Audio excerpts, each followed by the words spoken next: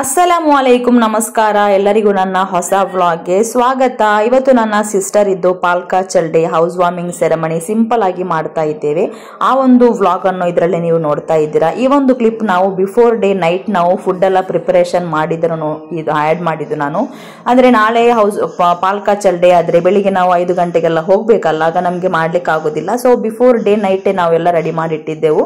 So tomato ಇದೆಲ್ಲ ಯಾಕಂದ್ರೆ ನಾವು ಚಿಕನ್ ಗ್ರೇವಿ, ಬೀಫ್ ಸುಕ್ಕ ಇದನ್ನೆಲ್ಲ ರೆಡಿ ಮಾಡಿ ನೈಟೇ ನಾವು ಇಟ್ಟಿದ್ದೆವು.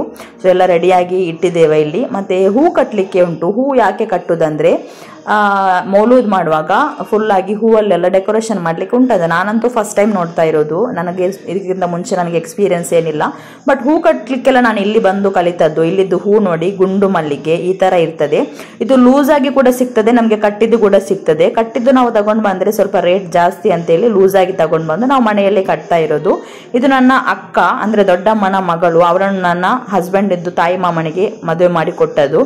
ಅವಳಿಗೆ ಮದುವೆ ಆಗಿ ಐ ಥಿಂಕ್ 20-30 ಸಮಥಿಂಗ್ ವರ್ಷ ಆಯಿತು.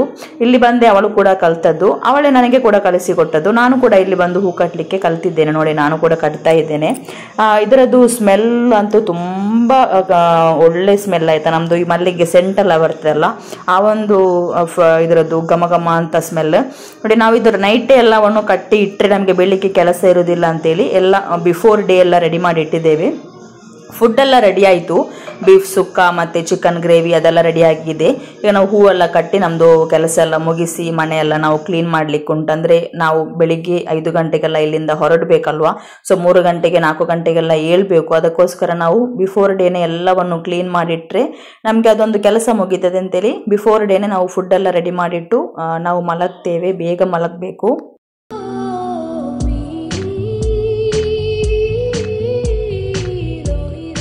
ಈಗ ಸಮಯ 4:15 ಆಯಿತು. ನಾವು ನಮಾಜ್ ಎಲ್ಲ ಮಾಡಿ ಇಲ್ಲಿಂದ ಹೊರಟಿದ್ದೇವೆ. ತಮಿಳ್ನಾಡಲ್ಲಿ ಒಂದು ಟೈಪಲ್ಲಿ ಇರ್ತದೆ, ನಮ್ಮ ಊರಲ್ಲಿ ಒಂದು ಟೈಪ್ ಇರ್ತದೆ. ಇಲ್ಲಿ ಯಾವ ಥರ ಯಾವ ಟೈಪಲ್ಲೆಲ್ಲ ಮಾಡ್ತಾರೆ ಅಂತ ನಿಮ್ಮೊಂದಿಗೆ ನಾನು ತೋರಿಸ್ತೇನೆ. ಈಗ ನಾವೆಲ್ಲ ಹೊರಟಿದ್ದೇವೆ. ಗಾಡಿ ಬರ್ತದೆ. ಈಗ ಎಲ್ಲ ಒಂದೇ ಗಾಡಿಯಲ್ಲಿ ಹೋಗ್ಲಿಕ್ಕೆ ಆಗೋದಿಲ್ಲ, ಬೇರೆ ಬೇರೆ ಗಾಡಿಯಲ್ಲಿ ಹೋಗಬೇಕು. ಸೊ ಕೆಲವರು ಬೈಕಲ್ಲಿ, ಕೆಲವರು ಆಟೋದಲ್ಲಿ ಹಾಗೆಲ್ಲ ಹೋಗ್ತಾ ಇದ್ದೇವೆ. ಸೊ ಹೋಗಿ ಅಲ್ಲಿ ಯಾವ ಥರ ಎಲ್ಲ ಮಾಡ್ತಾರೆ ಅಂದರೆ ನಿಮ್ಮೊಂದಿಗೆ ನಾನು ಶೇರ್ ಮಾಡ್ತೀನಿ.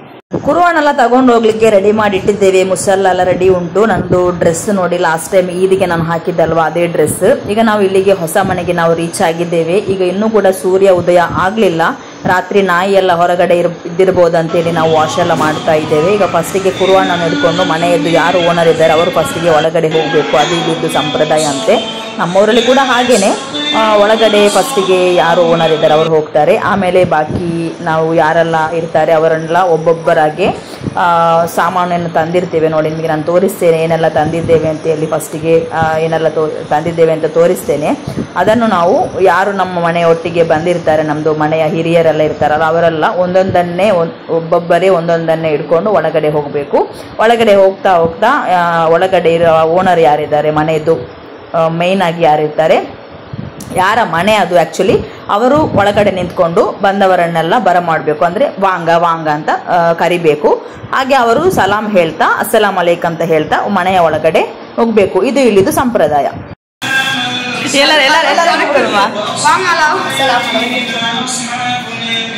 ಅಮ್ಮ ಸಣ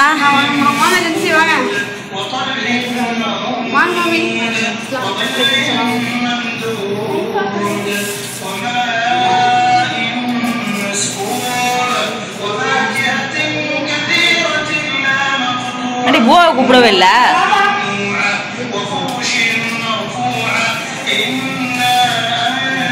ಮನೆಯ ಒಳಗಡೆ ಫಸ್ಟ್ ಬರುವಾಗ ಭತ್ತದ್ದು ನೆಲ್ಲುಂಟಲ್ವಾ ಅದು, ಆಮೇಲೆ ಬೆಲ್ಲ, ಸುಣ್ಣ, ಮತ್ತು ಕೊಡದಲ್ಲಿ ನೀರು, ಕುರ್ಆನ್, ಮುಸಲ್ಲ ಇದನ್ನೆಲ್ಲ ತರುವಂತಹದ್ದು ಒಂದು ಸಂಪ್ರದಾಯ. ಅದನ್ನೆಲ್ಲ ತಂದು ಒಂದು ರೂಮಲ್ಲಿ ಒಂದು ಬದಿಗೆ ಇಡಬೇಕು. ಆಮೇಲೆ ಆಬ್ವಿಯಸ್ಲಿ ಹಾಲು ಬಿಸಿ ಮಾಡಲಿಕ್ಕೆ ಅದು ಎಲ್ಲ ಕಡೆ ಕೂಡ ಹಾಗೆ ಅಂತೆ. ನಮ್ಮ ಮನೇಲಿ ಕೂಡ ಹಾಗೆ ಮಾಡಿದ್ದು. ನಿಮ್ಮ ಊರಲ್ಲಿ ಯಾವ ಥರ ಮಾಡೋದು ಅಂತ ನನಗೆ ಕಮೆಂಟ್ ಸೆಕ್ಷನಲ್ಲಿ ತಿಳಿಸಿ. ಮನೆಯದು ಓನರ್ ಯಾರಿದ್ದಾರೆ ಅವರು ಫಸ್ಟಿಗೆ ಬಿಸ್ಮಿಲ್ಲಾ ಅಂತ ಹೇಳಿ ಫ್ಲೇಮನ್ನು ಆನ್ ಮಾಡಿ ಹಾಲನ್ನು ಬಿಸಿ ಮಾಡಲಿಕ್ಕೆ. ಅದೇ ಹಾಲಲ್ಲಿ ನಮಗೆ ಬೇಕಾದರೆ ಸ್ವೀಟ್ ಕೂಡ ಮಾಡ್ಬೋದು. ನಾವಿಲ್ಲಿ ಸ್ವೀಟ್ ಮಾಡೋದಲ್ಲ, ಟೀ ಇಡ್ಲಿಕ್ಕೆ ಬಂದವರಿಗೆಲ್ಲ ಟೀ ಕುಡಿಬೋದಲ್ವಾ, ಹಾಗೆ.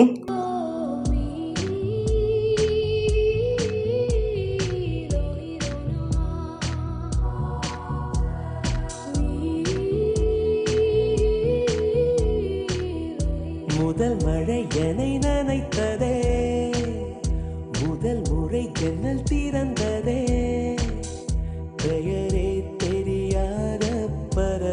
ಹಜರತ್ ಬಂದಿದ್ದರು, ಉಸ್ತಾದ್ ಬಂದಿದ್ದರು. ಹಾಗೆ 4 ಮೂಲೆಗಳಲ್ಲಿ 4 ಸ್ಥಳದಲ್ಲಿ ನಿಂತು ಬಾಂಗ್ ಹೇಳುವುದು ನಮ್ಮ ಊರಲ್ಲಿ ಕೂಡ ಉಂಟು. ಅದೇ ಥರ ಕೂಡ ಇಲ್ಲಿ 4 ದಿಕ್ಕಿನಲ್ಲಿ ನಿಂತು 4 ಸಲ ಅಜಾನ್ ಹೇಳ್ತಾರೆ ಫಸ್ಟಿಗೆ.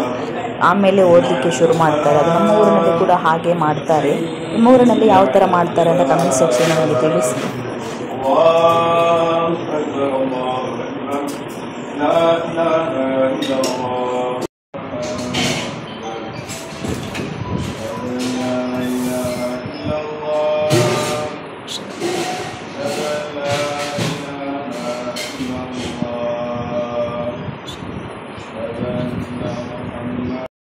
ಬಾಂಗ್ ಆಜಾನ್ ಹೇಳಿದ ನಂತರ ಈಗ ಇಲ್ಲಿ ಯಾಸೀನ್ ಓದಲಿಕ್ಕೆ ಶುರು ಮಾಡಿದ್ದಾರೆ.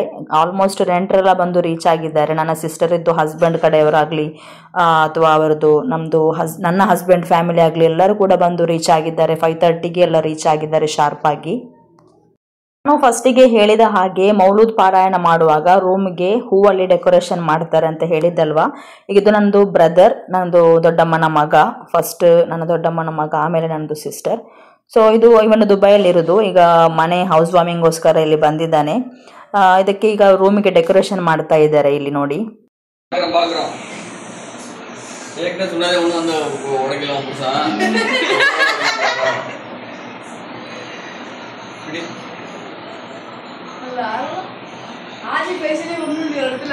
முடியாது இங்க பாரா இது முடியாதுங்கண்ணே சாக்கடிச்சு வளையிரு முடி.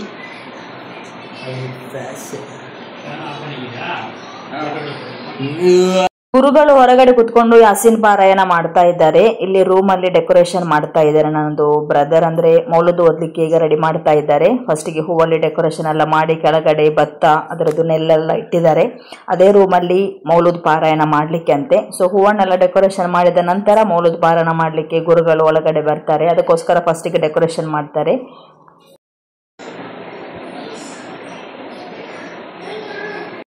ರಾತ್ರಿ ನಾವು ಮಾಡಿದ ಗ್ರೇವಿಗೆ ಕೊತ್ತಂಬರಿ ಸೊಪ್ಪೆಲ್ಲ ಹಾಕ್ಲಿಲ್ಲ. ಅಂದ್ರೆ ರಾತ್ರಿಯೇ ಕೊತ್ತಂಬರಿ ಸೊಪ್ಪೆಲ್ಲ ಹಾಕಿದ್ರೆ ಅದರದ್ದು ಫ್ಲೇವರ್ ಅಷ್ಟು ಒಳ್ಳೆ ಇರುವುದಿಲ್ಲ. ರಾತ್ರಿ ಫುಡ್ ಮಾತ್ರ ರೆಡಿ ಮಾಡಿ ಬೆಳಿಗ್ಗೆ ಅದನ್ನು ಪುನಃ ಬಿಸಿ ಮಾಡಿ ಅದಕ್ಕೆ ಕೊತ್ತಂಬರಿ ಸೊಪ್ಪೆಲ್ಲ ಹಾಕಿದ್ರೆ ಫ್ರೆಶ್ ಆಗಿ ಆಗ ಮಾಡಿದಾಗೇನೆ ಇರ್ತದೆ. ಇದು ಬೀಫ್ ಇದು ಸುಕ್ಕ, ಮತ್ತೆ ಇದು ಚಿಕನ್ ಗ್ರೇವಿ. ಜಾಸ್ತಿ ಏನೂ ಇಲ್ಲ, ನಾವು ಮಾತ್ರ ಮೇನ್ ಆಗಿ ನಮ್ದು ಹತ್ತಿರದ್ದು ಫ್ಯಾಮಿಲಿ ಯಾರಿದ್ದಾರೆ ಅವರು ಮಾತ್ರ ನಾವು. ಸೊ ತುಂಬಾ ಮಂದಿಯನ್ನೆಲ್ಲ ಕರೀಲಿಲ್ಲ, ಸಿಂಪಲ್ ಫಂಕ್ಷನ್ ಅಲ್ವಾ ಹಾಗೆ. ಇದು ನಮ್ದು ಮಂಗಳೂರಿನ ಪತ್ತಿರಿ, ಅದನ್ನು ಕೂಡ ನಾವು ರೆಡಿ ಮಾಡ್ತಾ ಇದ್ದೇವೆ. ಇಲ್ಲಿ ತಮಿಳುನಾಡಿನಲ್ಲಿ ಪತ್ತಿರಿ ಅಂದ್ರೆ ಏನಂತಾನೆ ಗೊತ್ತಿಲ್ಲ.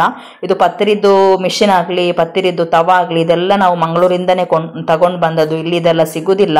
ಇವರಿಗೆಲ್ಲ ಪತ್ತಿರಿ ಅಂದ್ರೆ ತುಂಬಾ ಇಷ್ಟ, ಎಲ್ಲರೂ ಕೂಡ ತುಂಬಾ ಇಷ್ಟಪಟ್ಟು ತಿಂತಾರೆ. ಅವರಿಗೆ ಪತ್ತಿರಿ ಅಂದ್ರೆ ಎಂತ ಗೊತ್ತಿಲ್ಲ. ನಾವು ಅಲ್ಲಿ ನಮ್ಮ ಊರಿನಲ್ಲಿ ಮಾಡಿ ಇಲ್ಲಿ ಬಂದು ಮಾಡುದೇ ಅವರಿಗೆ ಗೊತ್ತು. ಇವರಿಗೆ ಪತ್ತಿರಿ ಅಂದ್ರೆ ಎಂತ ಅಂತ ಗೊತ್ತಿಲ್ಲ. ಮತ್ತೆ ನಮ್ಮ ಊರಿನ ನಯ್ಯಪ್ಪಂ ಕೂಡ ಮಾಡ್ತಾ ಇದ್ದೇವೆ. ನಯ್ಯಪ್ಪಂ ಅಷ್ಟು ಶೇಪ್ ಆಗಿ ಬರ್ಲಿಲ್ಲ, ಪರ್ಫೆಕ್ಟ್ ಆಗಿ ಬರ್ಲಿಲ್ಲ. ಅಂದ್ರೆ ಸ್ವಲ್ಪ ಬ್ಯಾಟರ್ ಸ್ವಲ್ಪ ತಿಕ್ಕಾಗಿತ್ತು. ನನ್ನ ದೊಡ್ಡಮ್ಮ ಮಾಡ್ತಾ ಇರೋದು, ನನ್ನ ತಾಯಿದು ಅಕ್ಕ ಇದ್ದಾರಲ್ಲ ಅವರು ನಯ್ಯಪ್ಪಂ ಮಾಡ್ತಾ ಇದ್ದಾರೆ ಹೊರಗಡೆ. ಮತ್ತೆ ಇದು ಬೆಳಿಗ್ಗೆದು ಸ್ವೀಟ್ ಅಂದ್ರೆ ಸ್ವಲ್ಪ ಸ್ವೀಟ್ ತಿನ್ನುವಾಗ ಒಳ್ಳೆ ಕಾರ್ಯಕ್ರಮ ಮಾಡುವಾಗ ಸ್ವೀಟ್ ಮಾಡಿದ್ರೆ ಒಳ್ಳೇದಲ್ವ, ಅದಕ್ಕೋಸ್ಕರ ಸ್ವಲ್ಪ ಮಾಡಿದ್ದು, ಜಾಸ್ತಿ ಏನು ಮಾಡಲಿಲ್ಲ. ನಯ್ಯಪ್ಪಂ ಸ್ವಲ್ಪ ಅವರಿಗೆ ನಯ್ಯಪ್ಪ ಅಂದ್ರೆ ಏನಂತ ಗೊತ್ತಿಲ್ಲ. ನಮ್ಮ ಊರಿನಲ್ಲಿ ಎಲ್ಲರಿಗೂ ಗೊತ್ತಿರ್ತದಲ್ಲ ಆಬ್ವಿಯಸ್ಲಿ ಎಂತ ನಯ್ಯಪ್ಪಂ ಅಂದ್ರೆ ಏನಂತ. ಆಮೇಲೆ ನಾಷ್ಟ ಎಲ್ಲ ಬಂದು ರೆಡಿಯಾಗಿತ್ತು. ಪರೋಟ, ಇದು ನೋಡಿ ತಮಿಳ್ನಾಡಿದ್ದು ಪರೋಟ ಈ ತರ ಇರ್ತದೆ, ಸಣ್ಣ ಸಣ್ಣದಾಗಿ ಲೇಯರ್ ಆಗಿ ತುಂಬಾ ಚೆನ್ನಾಗಿರ್ತದೆ. ತಮಿಳ್ನಾಡಿದ್ದು ಪರೋಟ ಅಂದ್ರೆ ನನಗೆ ತುಂಬಾ ಇಷ್ಟ. ನಮ್ಮ ಊರಿನಲ್ಲಿ ಈ ತರ ಸಿಗುದಿಲ್ಲ, ಇಷ್ಟು ಸಾಫ್ಟ್ ಆಗಿ ಸಿಗ್ತದೆ. ನಮ್ದು ಮೇನ್ ದೊಡ್ಡ ಹೋಟೆಲ್ ಎಲ್ಲ ಸಿಗ್ತದೆ. ಮತ್ತೆ ಆಪಂ ಬಂದಿತ್ತು. ಆಪಂ ಅಂದ್ರೆ ದೋಸೆ ಟೈಪ್ ಅಲ್ಲಿ ಇರ್ತದೆ. ಮತ್ತೆ ಅದಕ್ಕೆ ಸೈಡ್ ಡಿಶ್ ಆಗಿ ಚಟ್ನಿ ಕೂಡ ಇತ್ತು, ಮತ್ತೆ ಸಾಂಬಾರ್ ಇತ್ತು. ಮತ್ತೆ ಇನ್ನೊಂದು ವಿಷಯ ಏನಂದ್ರೆ ಇಲ್ಲಿ ಯಾರು ಕೂಡ ಊಟ ಅಥವಾ ಬ್ರೇಕ್ಫಾಸ್ಟ್ ಎಲ್ಲ ಮಾಡುವಾಗ ಜಾಸ್ತಿಯಾಗಿ ಬಾಳೆ ಎಲೆನ್ನೇ ಯೂಸ್ ಮಾಡೋದು ಆಯ್ತಾ. ಬಾಳೆ ಎಲೆನ್ನೇ ಯೂಸ್ ಮಾಡೋದು, ಮತ್ತೆ ಮೇಲೆ ಕುತ್ಕೊಳ್ಳೋದಿಲ್ಲ, ಜಾಸ್ತಿಯಾಗಿ ಕೆಳಗಡೆ ಕುತ್ಕೊಂಡೇ ಊಟ ಮಾಡೋದು, ಹಾಗೆಲ್ಲ ಉಂಟು. ಈಗ ಹಜರತ್ನವರು ಗುರುಗಳು ಬಂದು ಮೌಲೂದ್ ಪಾರಾಯಣವನ್ನು ಮಾಡ್ತಾ ಇದ್ದಾರೆ, ನೀವು ನೋಡ್ಬೋದು. ಮೌಲೂದ್ ಪಾರಾಯಣ ಆದ ನಂತರ ಎಲ್ರಿಗೂ ಬ್ರೇಕ್ಫಾಸ್ಟ್ ಕೊಡುವಂತಹ ಒಂದು ಇದು ರೆಡಿ ಮಾಡಿಟ್ಟಿದ್ದಾರೆ. ಈಗ ಮೌಲೂದ್ ಪಾರಾಯಣ ಮಾಡ್ತಾ ಇದ್ದಾರೆ, ಆ ನಂತರ ಬ್ರೇಕ್ಫಾಸ್ಟ್ ಕೊಡುವಂತ. நாம் உனக்கே நாம் புகழ் பெருமானே நாயனி நாதரன நானில புகழ் கோனே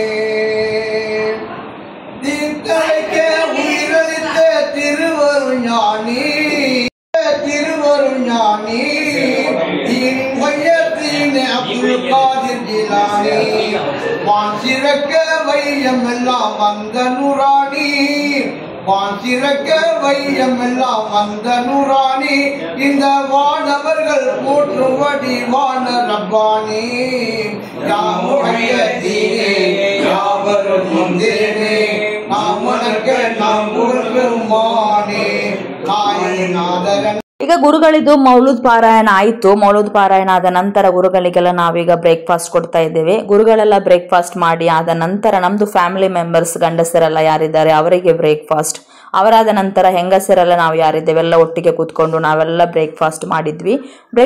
ಬ್ರೇಕ್ಫಾಸ್ಟಿಗೆ ಅದು ಹೇಳಿದಲ್ಲ, ನಾವು ಪರೋಟ, ಪತ್ತಿರಿ ಮತ್ತೆ ಆಪಮ್ ಇಷ್ಟೆಲ್ಲ ಇತ್ತು, ಮತ್ತೆ ಸಾಂಬಾರಿತ್ತು, ಚಟ್ನಿ ಇತ್ತು, ಚಿಕನ್ ಗ್ರೇವಿ, ಬೀಫ್ ಚುಕ್ಕ ಇದೆಲ್ಲ ಇತ್ತು.